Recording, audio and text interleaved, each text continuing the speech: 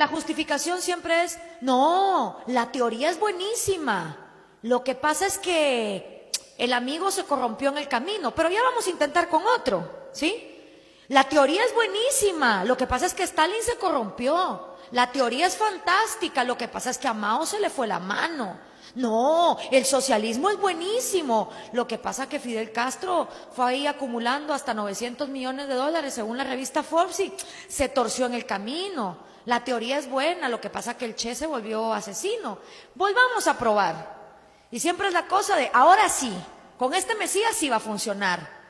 Y eso fue lo que pasó con Chávez.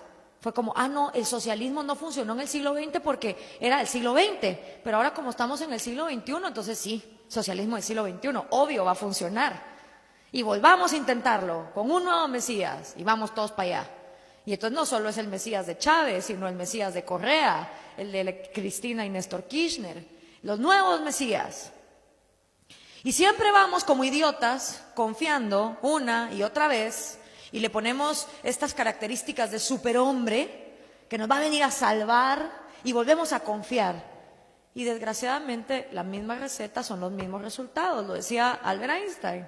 Locura es intentar cambios diferentes haciendo lo mismo. Y parecemos tontos, pero es que así es la humanidad. Entonces tenemos de dos, o aprendemos en la carne ajena, o nos toca, como le pasó a mis abuelos que tuvieron que salir chancleteando de Cuba, o al otro que se tuvo que ir de Hungría, a dejar tu país.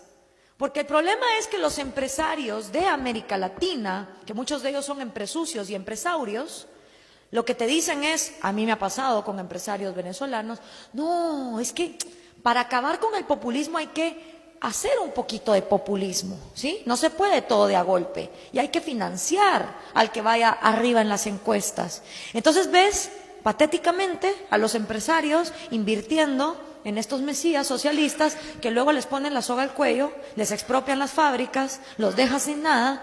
Y aún así hay empresarios hoy por hoy en Venezuela que le siguen pasando plata al chavismo. Y digo yo, ¿para qué? Si es que ya no hay nadie con plata para comprar nada. ¿Qué empresa puede funcionar en un país donde la gente tiene que, de cada 7 días de la semana, pasar 4 haciendo colas para conseguir lo mínimo y vivir en el estado salvaje del trueque? Porque es la única manera de sobrevivir. Ay, no, pero volvámoslo a intentar.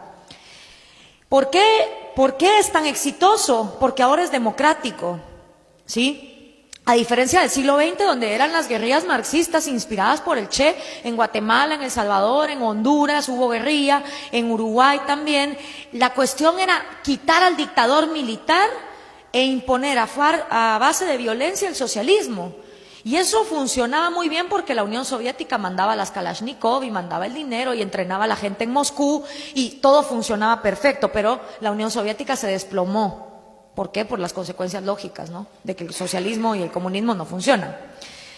Y entonces la izquierda latinoamericana se queda en un gran problema, que es, ya no hay dictaduras militares, la mayoría de nosotros pasamos a tener gobiernos civiles y democráticos, y aparte ya no está Mama Soviet que pase plata para poder financiar el proyecto violento. Entonces, ¿cómo sobrevivir si ya no hay manera violenta de llegar al poder? Bueno, pues vamos a tener que hacer uso de la democracia. ¿Y de qué se trata la democracia? Pues nada, de convencer a una bola de personas de que las vamos a sacar de la pobreza y en el camino nos enriquecemos, como siempre. Porque esto lo dijo George Orwell hace más de 100 años en La rebelión en la granja. Llegan los cerdos al poder después de quitar al hombre y los cerdos empiezan a poner reglas que solo para todos son iguales, excepto que hay algunos más iguales que otros, ¿va?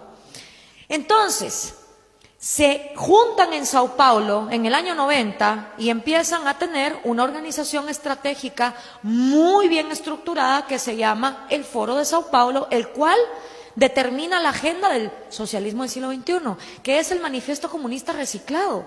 Es que es lo mismo. Es más, es tan patético que el mismo Marx decía, el comunismo debe implementarse de manera violenta, tiene que correr sangre.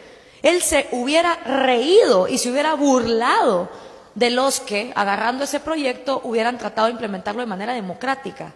Pero así son los socialistas, viven en la incongruencia.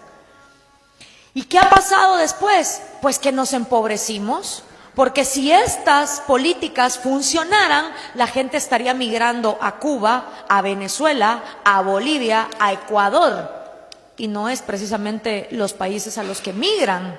Entonces, nos damos cuenta que hay una estrategia, que lo que nos pasa no es solo casualidad, que salió de un momento espontáneo, sino que es una estrategia que año con año se reúne. La última reunión fue en mi país vecino, El Salvador, y a San Salvador la denominaron la capital latinoamericana del socialismo. Y Pablo Iglesias viene de la misma estirpe. Nosotros ahí precisamente redactamos quiénes fueron los padres fundadores intelectuales que apoyaron al socialismo del siglo XXI, primero en Venezuela y ahora están en España. Y eso sí, son gente que cuando viene el desastre y cuando se mueren los ancianos, después de 5 horas de hacer cola bajo el sol, se largan. ¿Y qué vuelven a decir? No, es que la teoría es muy bonita. Lo que pasa es que el cuate se torció en el camino.